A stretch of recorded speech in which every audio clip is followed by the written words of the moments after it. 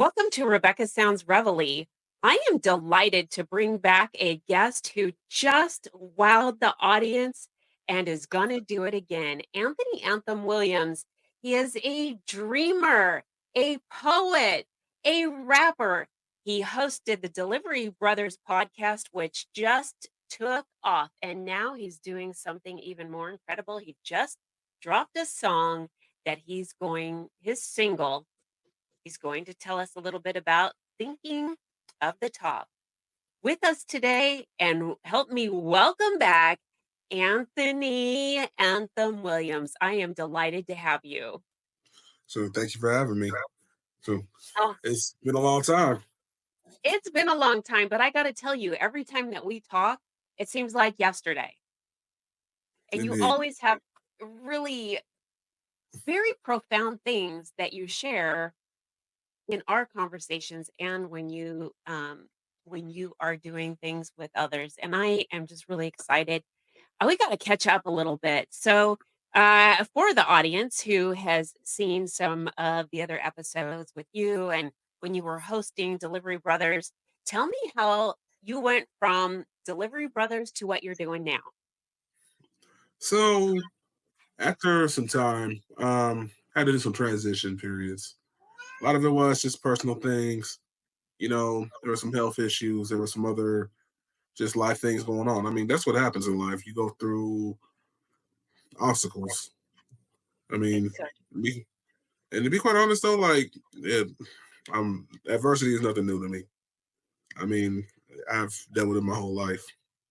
So you know, getting through some of the things I went through, um, I got really sick for a little bit, and the pandemic happened. There was a lot of things that I needed to reflect on, like what I wanted to do going forward. And I'd always held myself back when it came to doing music, and never really gave it a fair shot. I would write, and I was always writing. I was writing pretty much every day for a very long time, and I realized that why am I not giving myself a real chance here? I got family members who are doing music as well, but it's just like, why haven't I really applied myself to, you know, make something myself? I'm always, wanting to jump on somebody's track, or I'm seeing everybody else kind of doing what they're doing, or at least having some ambition. And I wasn't giving myself a full chance to have that ambition myself. So that's why I started making music. I need to give myself a real chance here. I'm like, even if I don't become famous, I'm not really worried about that. It's the fact that I created something. You know, yeah. Anybody can make music, but I want it to mean something. 'Cause at the end of the day, regardless if I get any fame off of this or any recognition, it's there. It is there. It'll be there for the rest of my life. It'll be there for time to come when I'm gone. I love That's that.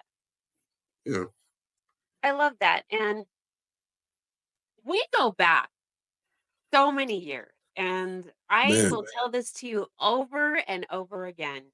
When I heard your voice and you sang happy birthday to me, I was so moved, touched. It has never left my psyche. It is something I think of all the time. And I knew at that time, and I think I even mentioned to you right afterwards, you need to be singing because it was so good and so powerful and it was so captivating.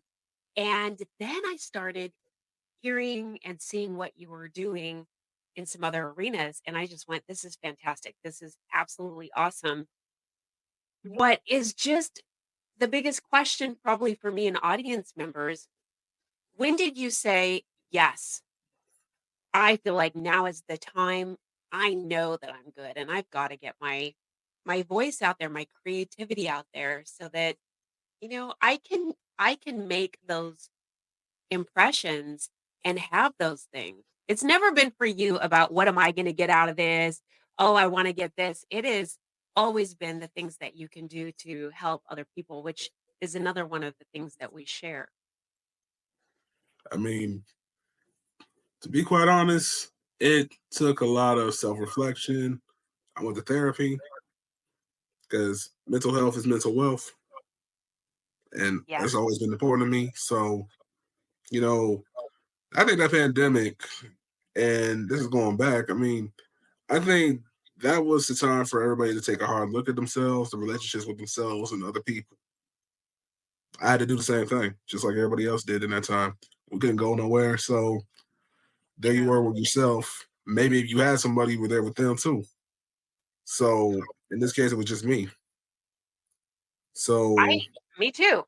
yeah, so Me you too. understand, you know what I'm saying? I Like, do. I do. I mean, you're sitting a lot of people are like, I don't know what to do with myself. I'm not around other people. A lot of people didn't look at mental health as mental wealth. They kind of went in a different direction, and you've seen a lot of situations that have happened to people based on that. And one of the biggest things that I have found and learned over time is that if you're content with yourself, everything everything around you is just so incredible. I don't even know if there's any words for me to fully describe how much better life is, because if you're in a good place mentally and you're content with doing things that help build you up, and you're content in your own presence, sometimes it's like both the situations that you and I have had that put us in that, where we had to, wake up and be alone. We're not around other people anymore. We're not on a job anymore, or whatever the case may be. And I think you've said it best, is the mental wealth part of it exceeds any monetary or tangible item that we could ever get. So this is big. And the oh, yeah. fact that you took that time to build yourself up, learn more about you, and say, you know what? There's some things that I can do here. And everything that all of these people have been telling me for a long time, yeah, they're right. And I've got this. Growing up, it was almost taboo in, families, especially black families, like going to counseling or going to a therapist. I mean, a lot of people. I grew up with a lot of people who were from them days. They didn't talk about what they felt. Like I grew up with a World War II vet, and he never talked about the war at all. And I know he had some trauma, and that's what I'm saying. Like, it's okay to talk about your mental health. It's okay to need help Yes. because and you could probably attest to this too because you probably know people like that as well who have never really talked about what's going on with them. And it's a stigma that we're doing better about. I had to say it was okay for me to do it. I love it. I love that you did. I love that you talk about it and that you're confident in sharing some of the topics related and in surrounding this. I'm really just surrounding this so that that awareness and stigma can go away. I come from a background where you didn't share that. I mean, when I was growing up, you kind of had a kind of suck it up. Throw some dirt on it. You know what? Yeah, throw some dirt on it. Get out there, go do it again. Just go. Stop your crying. I'll give you something to cry about. You kind of just sucked it up. And then going into the military and having being prior law enforcement, you don't share things that are, I mean, like, that is, you just don't do it.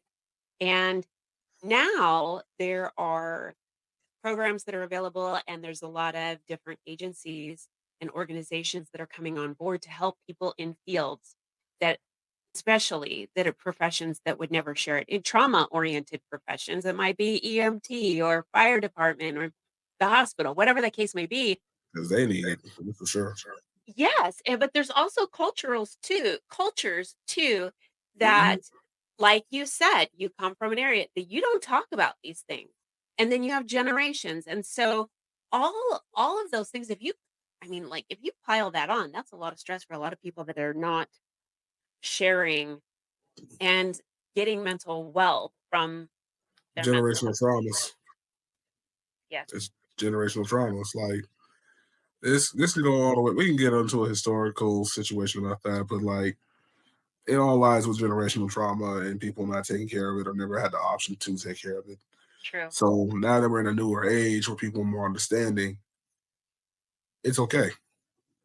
I think, especially during the pandemic, I think that's when a lot of people realize, whoa, I need to go get myself checked out. I think you have something here because what I'm noticing the trend being now is that there are so many doctors, nurses, professionals in the healthcare industry that got so burned out during that time period, during COVID and after, up until even as we speak now. And it'll be this way basically here forward. Mm, And a it, lot of healthcare facilities are closing down. Doctors are leaving. They're starting their own practices, or maybe they're going into something else. Nurses have gone into starting their own nanny service and going into business for themselves, or maybe becoming a travel nurse. They're doing things different. And what's happening is telehealth and self care is starting to surface and emerge as the way mm, to get your medical or your health care. And so I think you really hit on it early enough on that you know, you're ahead of the curve on this. oh yeah, like this is a great age now where people have options and they don't want to physically go to an office. There's a lot of people that are introverted, so they don't want to be around a lot of people in the office, so they can do telecommunications for whether it's their doctor's appointment on a regular physician side or somebody that can do counseling on another side. Like there are other options available. Sometimes, people don't want to admit they need help because they feel ashamed, and it's not anything to be ashamed about. I mean, That's true. take it from me, take it from anybody that's been through it. Just I've lost some friends, okay, and you know they didn't think they had anybody. You know, I don't, Mhm. I don't Mhm. want to see anybody go through that. Sorry. Yeah, No. but it's like I don't want to see anybody go through all that because I don't want them to feel like they're alone. And because when they think somebody doesn't care, that's when they don't understand there's plenty of people that did care. Let me ask you a question. Because shame surrounds so much of getting help, whether it's for our own mental health, whether it's for relationship issues like domestic violence. Shame really is a really big thing that prevents people from doing things. Oh yeah. And let me ask you, I, I'll tell you what my opinion is here in just a second, but let me ask you, do you think it's more shameful not to get help and be stuck in a pattern of unhealthy behavior, unhealthy mental thought, or self talk? Is it would that be a little bit more shameful because of the behaviors that'll extend from that versus going in and taking care of our mental health? Sometimes, and this is something I'm coming to a conclusion on. Some people don't even know they're doing it in some cases. Okay, that's a good point. I mean, to be honest, like people will do patterns that they're so used to doing, they don't think it's problematic. They may be a very insecure person and think, oh, that's just me being X, Y, and Z. Or they grew up in a household where that seemed like it was okay to do. Yep. So that can go anyway. And people that need help sometimes don't even know they need help. It's It's a, true. it's a clarity thing. It could be a pride thing too. So I mean, it could go either way in that aspect. So I That's don't think it's anything shameful. I think it's more of some people just don't know.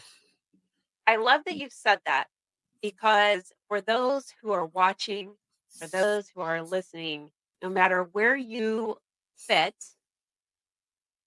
in your life, self-reflection is important because it once you do that, you can start thinking about things that you can do to make your life healthier.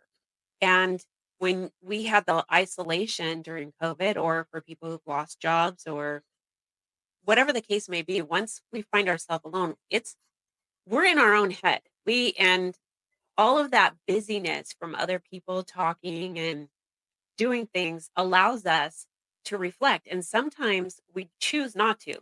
We choose to do things like surf the internet or find a series on one of the streaming um, apps to binge on or something like that. And we choose to look in other areas. But I think it's really important that we do self-reflection a lot.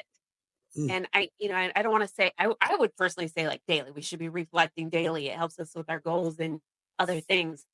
But listening to what's going on in our head, it is a lot of work. If you Oh, really sit down and think about how much emotional toll that can take by going, "Okay, I just said that. Was that really healthy for me to say that to myself or to think that about somebody else?" Or whatever the case may be. Listening to those things, that takes a lot of work, and then saying, "Okay, I need to get out of that frame." Were there any special techniques that you used to shift in from that to a mental wealth viewpoint? Because I really love that term. I mean, it's not really a technique. It's more of you just got to do the work. I mean, let's just be honest. That's an everyday thing. You can go to many therapy sessions as you want, but until you actually put in the real work to really make some closure on some things, or to really see where you need to improve at, or forgive yourself for things, or whatever it may be, it's an everyday thing. I mean, this whole thing with mental health, that's for the rest of your life Yes, because it's just as important as anything else. It's just as important as you taking care of yourself when you're sick, like on a physical standpoint.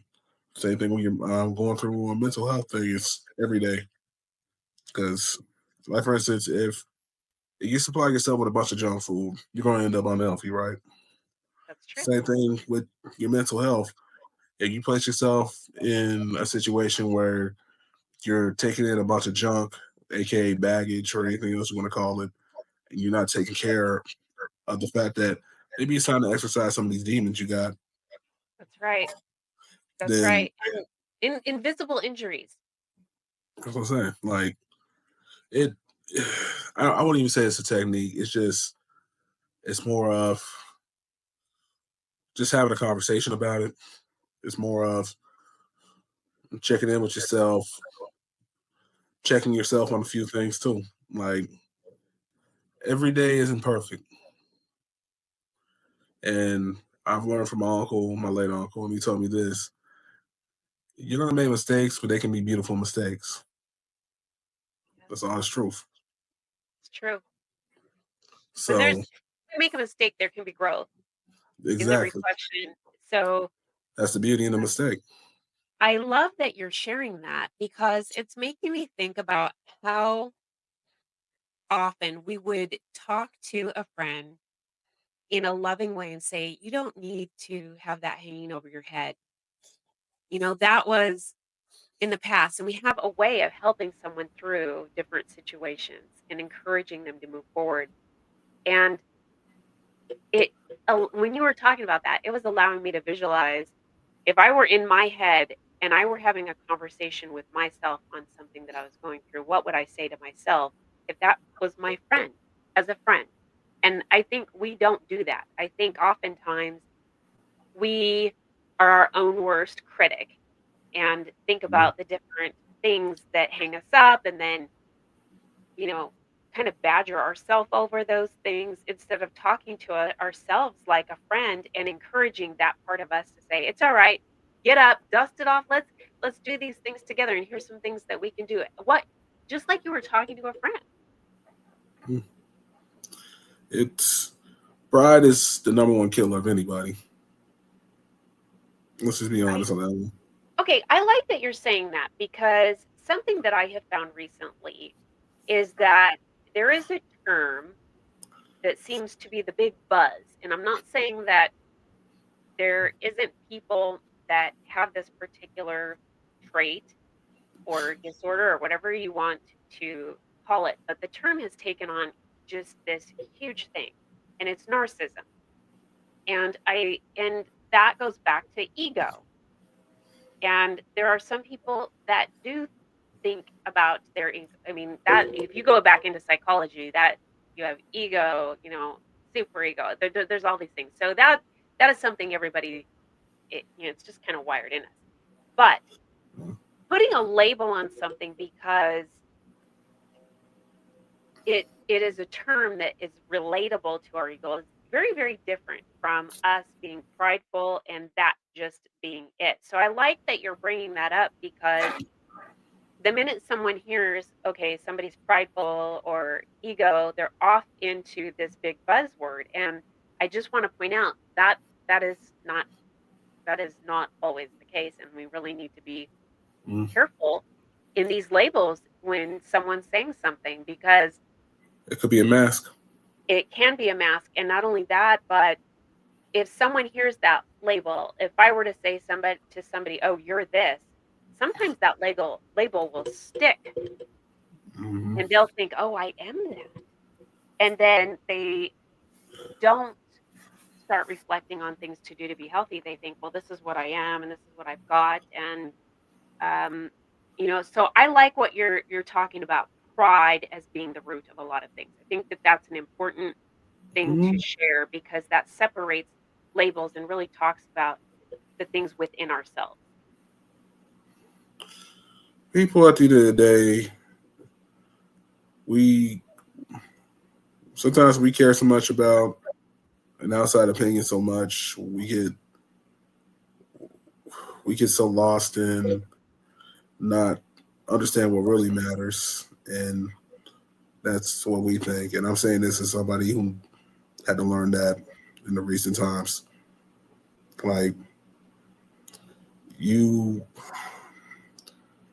you need to understand that you are the first person you wake up to every morning, the first person you look at in the mirror every morning.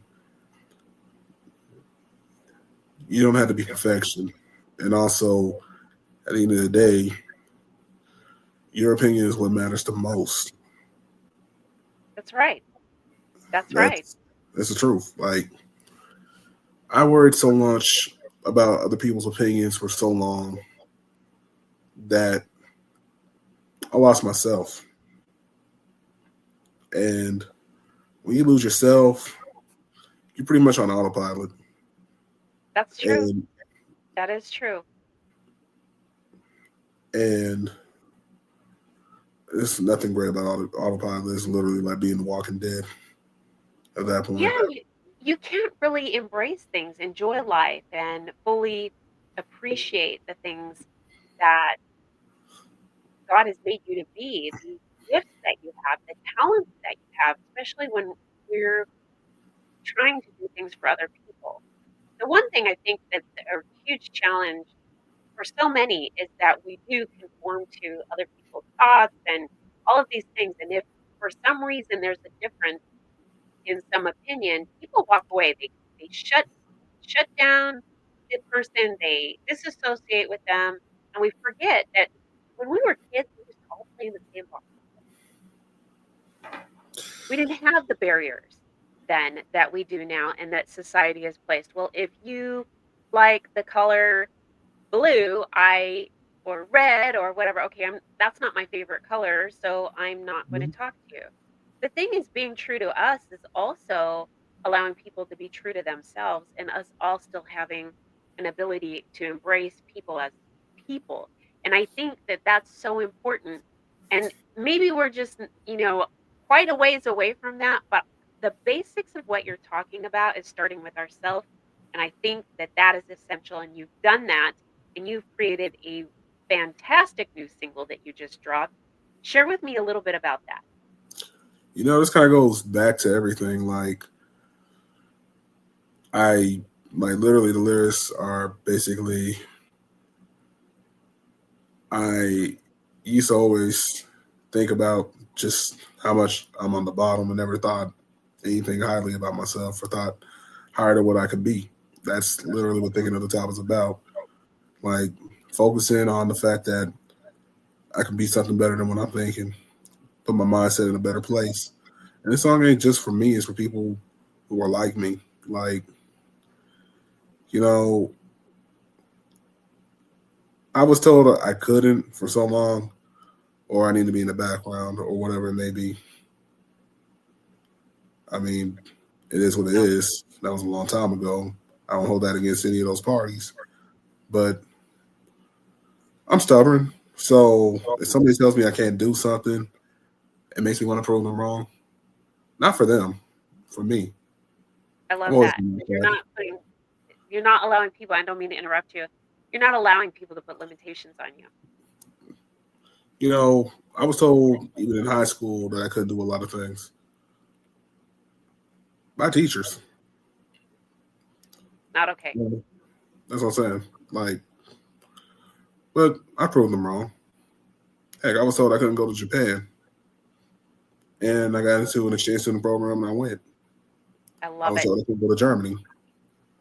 I worked my butt off, but I still went, I love it. and that was by one of my German teachers. I didn't think I was ever going to be anything. That is just not okay. The people who are supposed to be formulating and educating that we send our children to spend so many hours out of our home and in a school system that's supposed to be helping you learn and grow and be able to become something, anything that you want to be when you grow up. And these limitations by some people who don't see something, or their thinking, I should say, their limitations are placed on the kids that are in their care.